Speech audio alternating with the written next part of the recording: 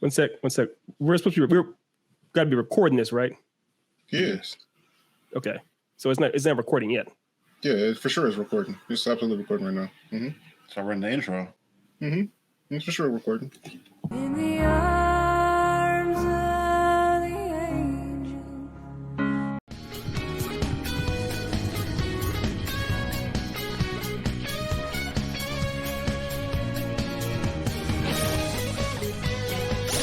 All right. Okay. It's a step forward. Welcome to the Now podcast. I'm your co-host C Diesel. To the left of me, I have Mr. Lelouch V. To the right of me, I have Professor E. King of the Comics. Ethan Murphy, how y'all doing, fellas? Yeah, I'm okay. Long day at work, but we here to do fun things, and I like doing fun things. That was the most optimistic intro I've ever heard you say, and I'm proud of you for it. Pretty much is. Yeah. It'll probably get worse as we go. We'll see. There we go. And he's back. Y'all missed Just him. like normal. Y'all missed him. Yeah. Oh, what about you, E? How you doing? I'm great, my friend. This is Creed. Creed is all his Otis nose in his bones. The first one was one of my favorite movies of all time. It's my top First 5 one's films. fantastic. I literally have this right here, this mustache and this goatee thing, whatever the hell this is, based off of seeing Michael B. Jordan in Creed 1. I am nowhere near as handsome as that guy. I get it, but still, I want to look like him. So I'm excited. I am ecstatic. I am joyful to watch Michael B. Jordan and Jonathan Majors do their thing. I think a lot of men got that goatee style after that movie, or where it popped off. Probably. Yeah. I may try it at some point. We'll see how it goes. Anyway, moving on. We're reacting to Creed 3, so let's just go ahead and get into it. He might have some problems dealing with John Majors. John Majors got big as fuck for this movie, man. Jonathan What is going on? Majors. He looks, he's Spent gigantic. the last 7 years of my life living out my wildest dreams. Bianca, Rocky, Tessa Thompson, man. I forgot. She was in this, man. just built How on their dare you? shoulders. Oh gosh, she's so funny. This is the first role that I liked her in. It's the first role I saw her in, too. Hey, my man, can I help you? Let me get an autograph. No, I ain't signing an autograph. But you get off my car. They're in Yo, LA for River, real. Got homeless guys in your car. That's John Majors. Yes, it is. Oh, that's Buddy. Isn't that Buddy from All American? How long were you locked up? Yeah, the one with the hair. 18 The years. What the fuck? Last week. yeah. Chris? Glad to have you back out, huh? I know I've been away a long time, but I kept myself in shape. Yeah, you I have. guess we Jesus take- Christ. How about Jonathan you? Majors gets massive. Thank you. He's still shorter than me. Curious what happened with you Fair. two. Oh, You tell fight him and let me know how that He was goes. like, Yeah, bro, yeah. I want You don't fight him fair? from a I was the distance. best, though. But I never got a chance I'll to fight prove him, it. but everyone for sure. That's cute. Sure won't. Especially now you know he's trained for this role too. I'm gonna give him that Riley and just leave with the chair. You don't owe this to nothing. Damien's fighting the world and he's trying to hurt people. His name is Damien. You gotta love that, You man. think you mad? Try spending half your life in a cell. Watching somebody else live Prison your life. strong. I'm coming for everything. You threatening me? Something is going on with you. Damien was like family. Bing, bing, bing, bing, bing. Put that Gee, that guy's dead. He's not unconscious. He's dead. Maybe you just have to find out. God, man, she's so Some of funny. my methods you might disagree with me. These are family ties. I recognize For those, mine. boy. I know they need me. Somatic LA stress Heat. want to manifest. Got my only fear. I ain't scared of that. Did you hear me yet? I ain't scared of that. Did you hear me yet? What you gonna do? Threaten to take my breath? I need you to let go of your fear. Let go of the guilt. Let go of whatever was and walk into what is. I feel those chains are breaking, yeah. I fear God, I don't fear death. I see those stripes and take a step. Okay. Yeah. I like the black and white motif. Well, of course, obviously. 2 days before my birthday. 2 days. I'm gonna fly both y'all out here if we can watch it properly. Hey, I will not say no to that if you can pull it off. Yeah, okay, so that's set in stone. If I fly y'all out here, we're watching this movie. Okay, all right, cool. All right, I'll be down. I don't know what my work schedule will be like. Doesn't Hopefully I'm employed at that point in time. We'll see. Doesn't matter. If the deal is if I fly you out here, even if it's on your work day in front of your boss's face, watching this movie, that's the deal. As long as you pay my rent until I find a new job. I'm gonna throw the deuces up to him as I'm walking out and headed to the plane. I got you. Anyway, so obviously, this movie is going to be really highly anticipated. Well, is highly anticipated. It has been for a minute. People have been speculating what the plot line is for a little bit. What are you guys expecting out of this movie? I'm honestly, after seeing John, I'm expecting this to possibly be the best of 3. Say it, yeah. Like, yeah. he brought. I like that little levity. Not even levity. The energy that he brought to this was just full Black Air Force, and I'm all for that. I respect it. Yeah, it's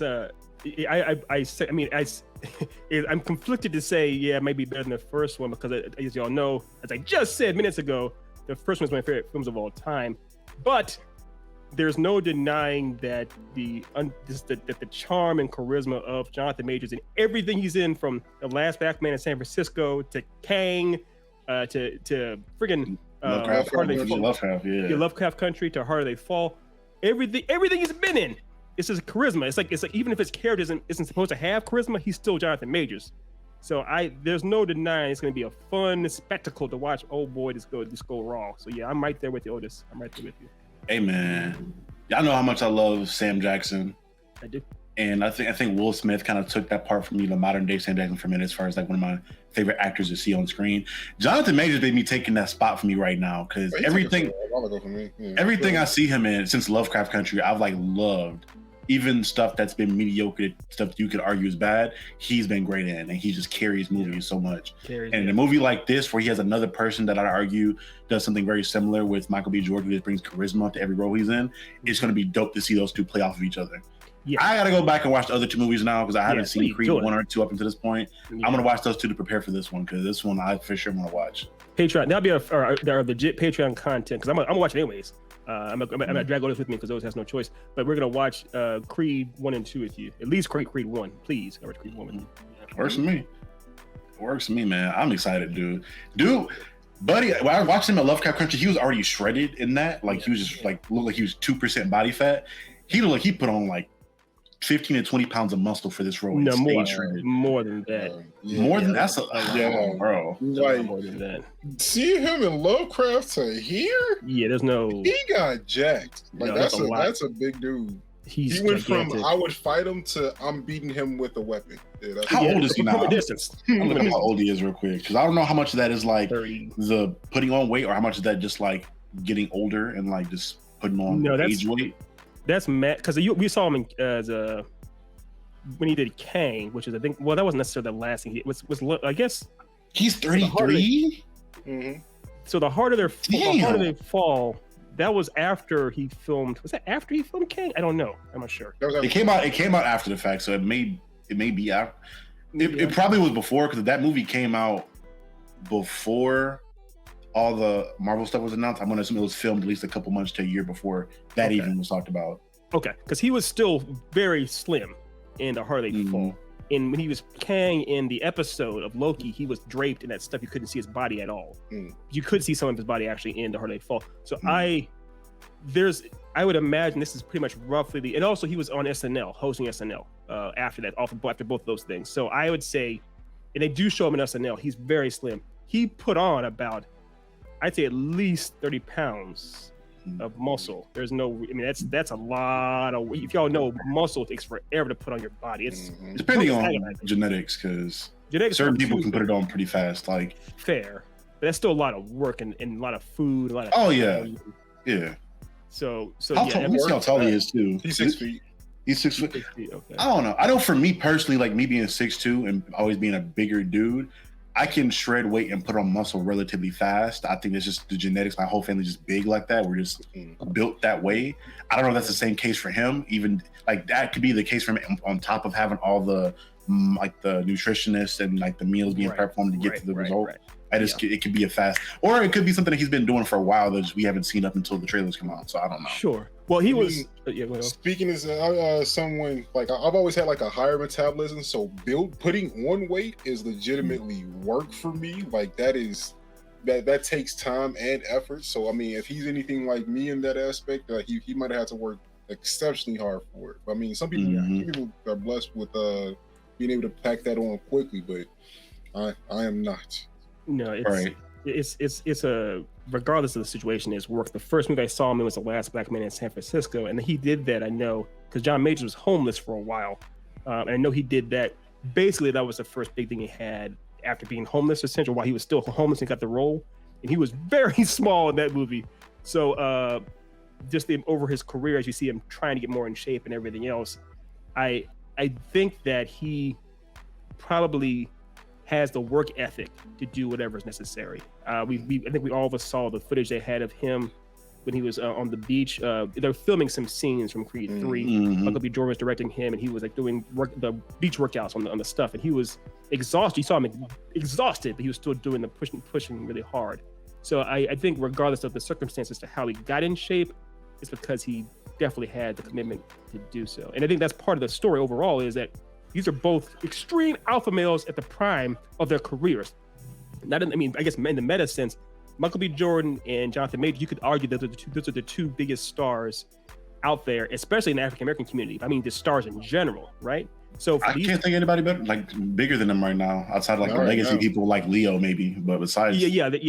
At this point, I'm convinced that John Majors can act in anything that he wants. Period. Like, whether we've seen him in a western, in a sci-fi futuristic movie, in horror. He's in horror. Yeah, he can do whatever he wants. And then Michael B. Jordan, I mean, he has his range too. I mean, we've seen him as Creed, we've seen him in Fruitvale Station, we've seen him in Chronicle. They're all completely different characters. And see him as a villain in Black Panther. Killed that. But go ahead, my bad. You say Ezra Miller. Again, it's like at this point there is no surprise. There's no surprise. Transitioning back into Creed 3. I'm cutting that separately. Yeah, we'll cut that separately. We needed to make something about Black Adam anyway beforehand. It's just I saw the easy opportunity there. But getting into back into this, Jonathan Majors, because he got his career started relatively later, as in like I think late 20s, mid 20s. He's making up for lost time because Buddy is like, I think even right now between Creed, all the Marvel stuff, he has another movie coming out where he's going to be a pilot, I believe. It's not Tuskegee. Is it about Tuskegee? No, I think it's a different. Well, it may be. It may be one of them, but I know it's about one individual. So I don't know. I'm going to go see that one. Honestly, I've never been a fan of older war movies, but again, Jonathan Majors, I'm going to go check it out. Yeah, I'm going to see it too. But he's on fire. Like he has you have actively 5 to 6 movies out or going to be out congruently. I'm like, bro, you were just working. You're working. You on some Sam Jackson shit. You're just not turning down roles and just killing shit. You compare him to Sam Jackson. That's a very, very accurate comparison because Sam Jackson too. I can't remember if Sam Jackson was officially homeless. I know he was he was homeless. So the thing is, they're both two Skid Row aspiring black men that wanted to get into the industry very, very badly. And so, of course, when they got the opportunity, Sam Jackson still to this day pretty much won't turn things down because he remembers where he was. Jonathan Majors is the same way. Even though Jonathan Majors was trained, classically trained as an actor, he's always very, very hungry for work. So once he finally got the opportunity, you better believe he's like, yeah, I'm gonna work my ass off. I get that entirely. I definitely do. And I'm pretty sure even with this role in Creed, I'm not sure his name was Damien, right? Damien something, yeah. Damien something. They show him that he was in prison, that he was poor. I'm not sure that John Majors was in prison, but I'm saying the idea of he can probably really go method as far as I know what it's like to have nothing and to have to work my ass off for something. They show that he's in the ring fighting with holes in his shoes. It's like, yeah, it's gonna be legit. And random tangent. Didn't Sam Jackson did he do Broadway before he was on? Yeah, okay. Just making sure I remember. Well, I don't know if it was before he did movies, but I know he did do Broadway for a while. He's done plenty of Broadway. Yeah, he's done everything. He's done everything. Yeah. But my bad. Continue. My bad. No, all I was going to say was I do think one thing, going back to Otis's original statement, I think why this movie may be one of the most fun to watch is because of the matchup. In the first movie, Creed didn't know Ricky Conlon. This is something you'll find out, Dev. Creed didn't know Ricky Conlon, the end fighter. And also that Ricky Conlon, the person who portrayed him as a real life boxer, but watching the matchup, it seemed almost mismatched in some way. Then we have the second film where Creed is fighting Drago Jr. and Drago's at least a foot taller than him, got, 20, 30 pounds on him. It's like, how are they in the same league having this fight? This matchup, they have a backstory. It's a full-blown anime backstory of Sasuke and Naruto, essentially. And they look closer to weight sizes. So it's gonna be a good, it's a grudge match already in a sense, a real life grudge match. I'm just gonna go ahead and say this. I kind of think that this might be the type of situation where what Michael B. did to Chad Boseman in Black Panther, where he stole the show. I think John Majors might try to steal the show. I agree. I think that might happen. No disrespect to Chad, but I can see that happening very easily. Because they don't give him the scenes because he's gonna have time to fucking just go crazy. Yeah. I think innately that happens when you're not tired of seeing somebody, but when you have the new kid on the block, I think that it innately happens. You kind of have an expectation of who's been around for a while. So when like the new booty comes in, you're like, oh damn, I want to see what they have to offer. Let me like check them out. I'm gonna be watching them a little bit more intently than I would the guy that I have expectations of already. Of course, and they gotta give him some story too. They gotta actually fill in some gaps. Also, what they have, and of course, as we said 1,000 times on the show, putting him over. Michael B. Jordan knows he has to put him over as far as put a Damien or John Majors' character over, give him some time to shine. Another thing, Michael B. Jordan, as it says in the credits, directed this movie. A good director knows to, of course, put a light on your actors and characters. Of course, he's gonna shine a light on John Majors. He has a really huge star. He's gonna let him shine on camera. So Michael B. directed this whole thing, or is he just like an assistant director? No. It says he directed. He's the head big director. Damn. Okay. Did he do the other Creeds too? No. Coogler did the first one, right? Coogler did the first one, and then Ryan Chappell. Ryan, can't remember his name now. Otis. Ryan something. Not Ryan. It might have been Ryan, but someone else did part two. I can't remember his name now. Damn. Well, hey, Michael B. This is a really good movie, and Buddy can do shit in front and behind the camera really well. I'm like, hey, bro, kudos to you. You were just I feel like we're starting to get a lot more like Childish Gambino type talent recently when you have these people that can act, direct, make music, someone like a Jordan Peele directing and producing multiple films and things of that nature. I'm like, hey, bro, I love it. I love this black talent and where we are right now. Agree. Yeah. I love the idea of new age triple threats. The idea of, like you said, writing, directing, starring, or doing comedy, horror, action. Side note, I'm excited to see Jonathan Majors. Oh, yeah, me too. I didn't mention that before. I'm excited for this movie. Did I mention that I'm excited for this movie? I don't know. It came up in conversation. For everybody to know, going forward, his name is not Jonathan Majors. It's Jonathan motherfucking Majors. That's his name going forward. His Christian name is actually Jonathan motherfucking Majors. I don't know why they did that, but it happened in church. All right, man. We looking up the director? Is that what's happening? I was going to, and then I got a message from another podcast. Who was the? Yeah, if you better don't know, we have a lot of shit going on right now. That's the best.